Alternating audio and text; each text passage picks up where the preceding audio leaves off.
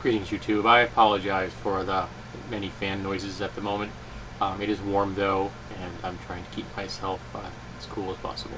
At least I turned off the one behind me, which is noisier. Today I'm going to bring you an article which is chock full of links to scientific data.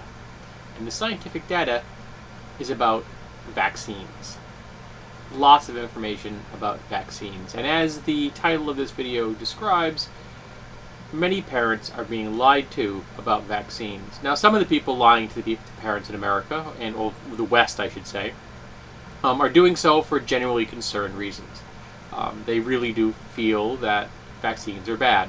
They're wrong, they're misguided, but they may have some genuine desire to keep people safe. In reality, vaccines are the way to stay safe. Some people are telling parents that vaccines are not safe or don't work because they are attempting to sell alternative methods of protecting your children, but vaccines are the best method there is to protect your children from disease. At the moment, the United States is experiencing measles epidemics in 3 major metropolitan areas, in Ohio, in New York, and in California, California being the biggest one. It's a full-blown epidemic in California, and they're actually preventing children who have not been vaccinated from going to school during outbreaks. Which, frankly, I think that they should prevent children from going to school that don't have vaccines, haven't been vaccinated. It's too dangerous. Those children are simply time bombs waiting to kill other people. And you're going to say, well, you're being hyperbolic at the moment. No, I'm not. Measles is an incredibly dangerous disease. And while the herd immunity in America is pretty good, it isn't perfect. And while we don't have a standing body of measles in America, so as the disease itself is not being propagated in the United States on its own, if we were in an isolated instance, measles wouldn't be an issue. People are coming into America on a regular basis having been exposed to measles in other countries. So they come, they go, they get ill, they go to a doctor's office, and they spread it. The horrible thing about measles is that if you breathe out in the waiting room, and another person comes into that waiting room later after you've left, the measles can function as a viable airborne disease for 2 to 3 hours. You could be at home and could have infected that waiting room with measles and potentially killing or crippling another human being. That should be criminal. That shouldn't be allowed. That is utterly and absolutely unethical and immoral, in my opinion. And a lot of these people are simply misinformed, and they've been taught by many different sources to doubt science itself, which is terrifying and sad. But, the whole mantra of the anti-vaccination movement is educate yourself, and you should educate yourself, except educate yourself from real science, not websites that reinforce the view that, for example, the false view that vaccines cause autism. Even the people in charge of autism research, like the organizations that represent people who have autism, have moved beyond that particular myth. They've moved on to other things because, well, we have gotten better understanding that autism seems to be kicking in like the late second or third trimester of a woman's pregnancy.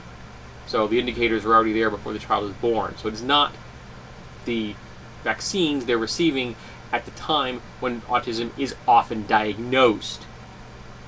So people were connecting two things that, of course, could not be connected. And one of the reasons, of course, that vaccines were called into question is that the 3 rounds style of vaccinations for the MMR, measles, mumps, and rubella, which is also referred to as German measles, was being disputed by a doctor who was trying to sell a single-dose method of the same thing.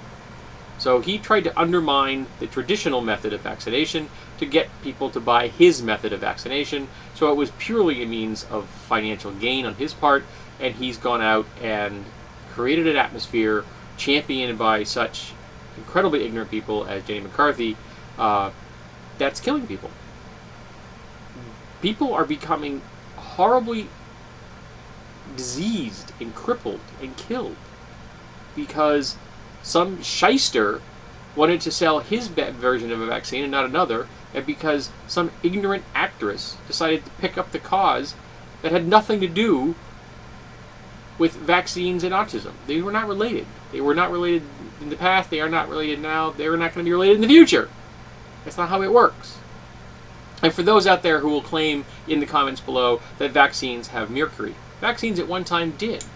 But the levels of mercury in a vaccine were a fraction of the levels of mercury that can be found in a natural pear, a natural organic pear. So if you've eaten a natural organic pear, you've already taken in more mercury than you would find in the vaccines of the past. They are no longer there. So there you have it. So go read the article. There's lots of links, lots of information to go look at. It's just chock full of data. This is a link that I'll be probably keeping simply because it is just so darn good. But I encourage you, look into it. Do your research. But do research involving science. Don't do research involving the echo box of the anti-vaxxer community. We need to make decisions for our children that will help to keep them healthy and alive, and help to keep the herd immunity in America healthy and alive. Because that benefits everyone, particularly people with compromised immune systems.